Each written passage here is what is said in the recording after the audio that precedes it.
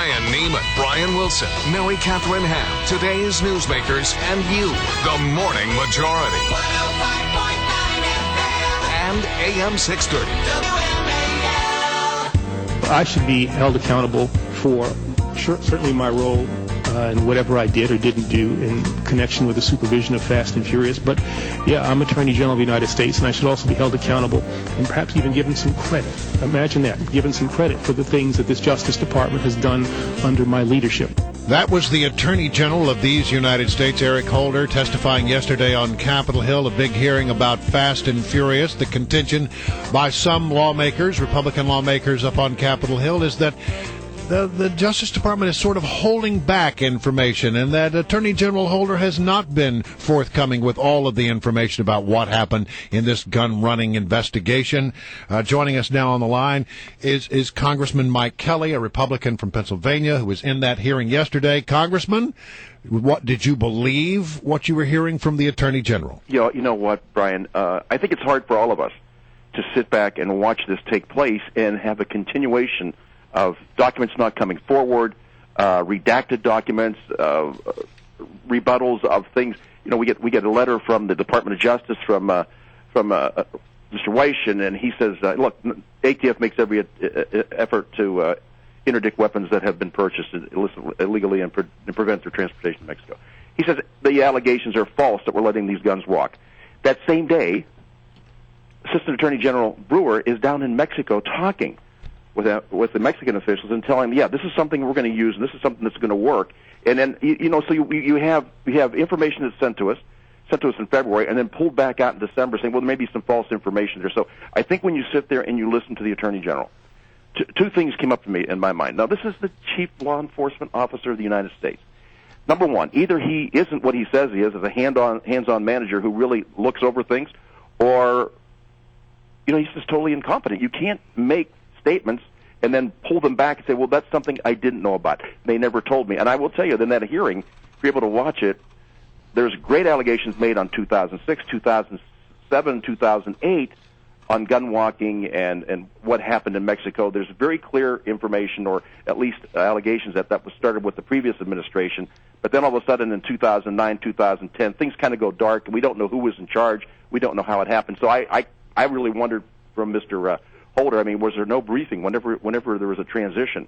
I know most of the same people stayed in place, but you took over. Nobody told you about what was going on, because you're certainly aware of what happened before you got there. But since you got there, it's kind of gone dark, and we're just not getting the information we need. Well, there's some 93,000 documents, we are told, that are being withheld, but have been turned over to the Department of Justice Inspector General, who, by the way, is a political appointee. That's one thing. And the other thing is, he admitted yesterday that no one has yet been punished for their role in the Fast and Furious. No, and you're right, and I think Mr. Cummings brought out a chart to show what was effectively took place, and nobody was removed.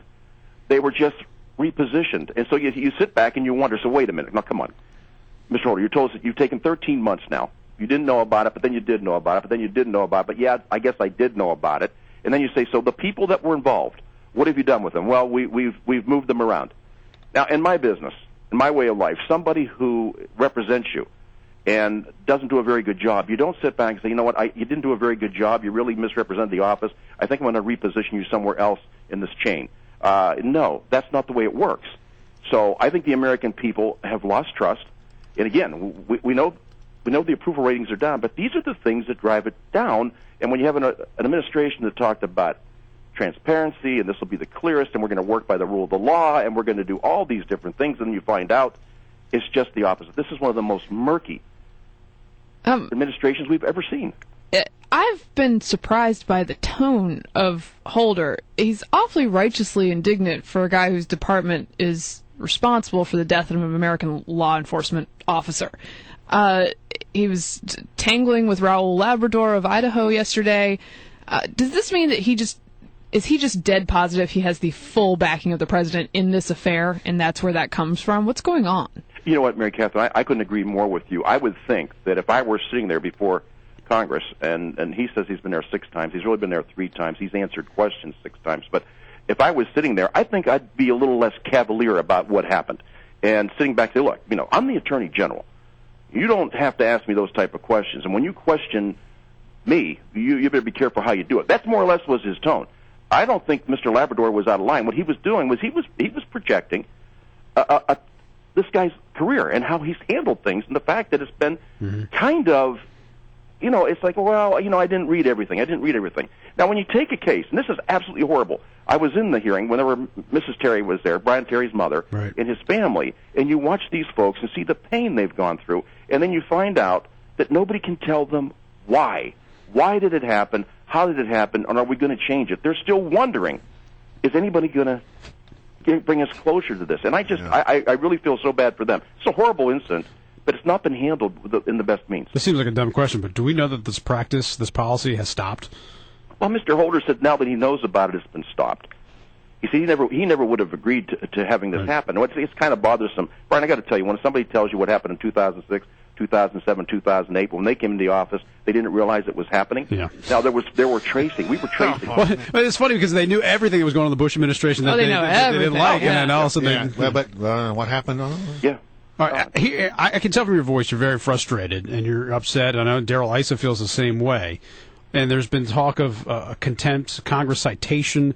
What are the steps that can actually happen here? What can Republicans do, or what do you plan on doing if you're continued to be stonewalled in your point of view at least? Well, anyway, we talked about it earlier. 92% of the documents related to Fast and Furious can't get access to. 66% of subpoenaed documents categories related to Fast and Furious, and 48 accounts from the Justice Department officials involved in Fast and Furious. We can't get access to them. When you talk to the staff at Oversight, and I've talked to the chairman about it several times, I think we'll have another conversation to see how we go forward. And you find it kind of interesting that now the Attorney General takes credit now for releasing some of these documents, and only because he was threatened to do it. It's not like he came forward of his own accord, of his office, and says, we're going to get this cleared up. It's a horrible thing that happened to Agent Terry and to his family. We're going to get to the bottom of this. We're going to fix it. Now, 13 months later, they're still stonewalling. They're still putting up these excuses that we just didn't know. Nobody informed us. And as you know, if you watched that hearing yesterday, there's enough people on our committee that have a background in justice in a way that they can go about investigating things. I think we'll see more things come forward, and I think the public, the American public, deserves to know that this is an oversight committee. We're not out to get anybody. We're out to get answers. And I think that's where it's falling short right now. We're not getting the answers that we need, and it leaves this case open, and the American people then start to wonder about this Attorney General and this administration as to whose interest are they acting in, the best interest of the country or the best interest of this administration. Do you think there is a smoking gun document out there that they're sitting on? When you see some of the information, Brian, everything gets redacted. And when you the one that was really bad was the one from Anthony Garcia, who was an agent down in Mexico City, and they're talking about this meeting the same day that the DOJ is sending out a letter saying, no, we absolutely never let this stuff happen. Brewers down in Mexico talking with the Mexican officials about, how this is a great program and how we're going to continue it and how we can ramp it up. And you say that's all heavily redacted? It's all heavily redacted. I mean, the other thing is, it's just that doesn't smell right. It's everything's blacked out. Somebody took the magic marker and blacked everything out. All right. Congressman, that makes it difficult. Thank you for coming on. It was a pleasure to talk with you. Hey, Brian, thank you.